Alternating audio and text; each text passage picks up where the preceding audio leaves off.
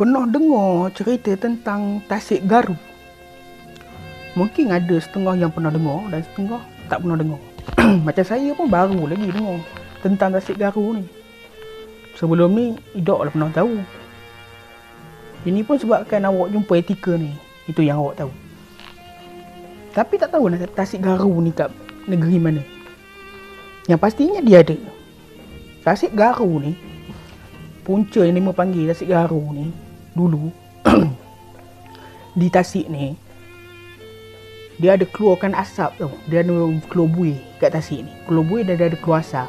Asap yang keluar daripada Tasik Garu ni, kata dia merui mak bau wangi. Apa bau garu tu, kata dia memang wangi benar. Jadi Tasik tu orang kampung gunakan untuk tangkap ikan. Bila orang kampung guna tangkap ikan, banyaklah ikan kawasan tu. Wangi pula tu. Ikannya pun mestilah sedap. Betul? Tapi masalahnya, ada satu lahabau ni tamak berbenar. Ini yang tak gemar benar ni kan. Mesti ada yang tamak tau. Untuk apa kita nak tamak ni? Heran aku. Bagi macam mana pun, mesti ada juga golongan yang tamak ni. Lahabau betul. Orang kampung selalu tangkap ikan kat situ sekadar cukup-cukup makan, orang kata. Bila dapat, okey, ngam untuk lepas 2-3 hari cukup lah kan. Bukannya satu keluarga. Kadang-kadang banyak keluarga lah yang datang tangkap ikan kat situ ya. Dia mau tangkap ikan, tapi dia mau ambil sekadar cukup untuk dia punya keperluan je kan. Dia mau tak ambil lebih daripada tu kan. Tapi yang lahabau ni pula, dia tamak. Oi, mak main tamak lagi dia ni kan. Kalau boleh lagi lebih nak dikautnya. Hajanya haram. Nama dia Pak Udah. Dia mau panggil Pak Udah. Bila Pak Udah ni tengok orang lain duk kaut dia ikan, dia pun jadi risau kan. Oi, lama-lama hauk ikan dalam ni habis katanya.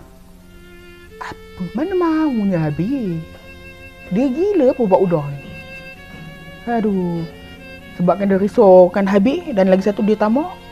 Sambil-sambil tu boleh buat duit katanya. Ini yang kita tak nak ni. So dia pun fikir. Balik rumah, dia pun fikir, apa aku nak buat, macam mana aku nak dapatkan ikan ni banyak. Kalau mancing mampu hangat hijau duduk situ. Kalau menjala sekarang, oi, makan hari juga. Jenuh nak ke tengah tu apa mana. Ajanya tenggelam. Dia mikir. Oh, aku nak pergi jumpa satu pawang ni lah. Aku nak minta pawang ni tolong buat kan. Dia pun pergi dah jumpa satu pawang cerodik tu, orang kata kan. Pergi jumpa satu pawang ni. Dia cerita lah, dia nak macam mana. Pawang ni pun biasalah, apa lagi kan. Bahai amambang, tolong dengar, rezeki kita sudah sampai. Nampak? Aku hulu, kau gapa. Nampak? Bila dia jumpa pawang tu pum, dapatlah dia bawa balik satu guni, satu karung kemian. Satu karung kemian, apa nak dibuat? Jenuh berasap rumah. Dia pun angkut, dia bawa balik. Bila dia angkut bawa balik, banyak satu karung ni. Pawang tadi kata kena tumbuk halui. Nanti yang halui tu baru tabur dekat dalam tasik tu. Habis dah satu karung dia angkut, dia bawa balik. Jenuh nak tumbuk. Satu keluarga dia tumbuk. Tumbuk dah halus, bubuh balik dalam karung. Kandor balik pergi ke tasik tu. Sampai kat tasik tu, demo semua apa lagi, masing-masing tolong tabur kan. Bila kemian tu pun dah ditabur, oi, timbul dah semua macam jenis ikan. Dengan sawa pun timbul. Pangkah mata sawa tu. Peher habis tu. Gila. Tak gila dah ni. Oi, Pak Udah ni memang gila. Ajanya gila dah ni. Sawa pun timbul. Oi, bukan main ke lagi lah dia kan. Seronok benar lah. Dia mau kaut habis. Lepas itu, terus kena tulah. Itulah puncanya kan. Lepas dia ambil hasil-hasil tu, lepas tu tak ada seorang pun yang boleh ambil ikan kat situ dah. Kawasan Tasik tu dah marah. Habis ular sawa pun timbul. Udah tak kira apa pangkah mata. Tidak marah kan. Marah dah. Ikan dah lah dengan sawa-sawa pun timbul.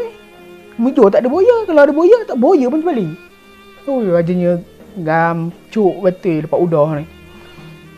Sejak pada itulah, siapa pun tak boleh ambil ikan ataupun ya, tak kisah dia jala ke apa, memang tak boleh dah kat kawasan tu. Siapa-siapa tak kena je ayur tasik tu, naik kudi, dia jadi gatal.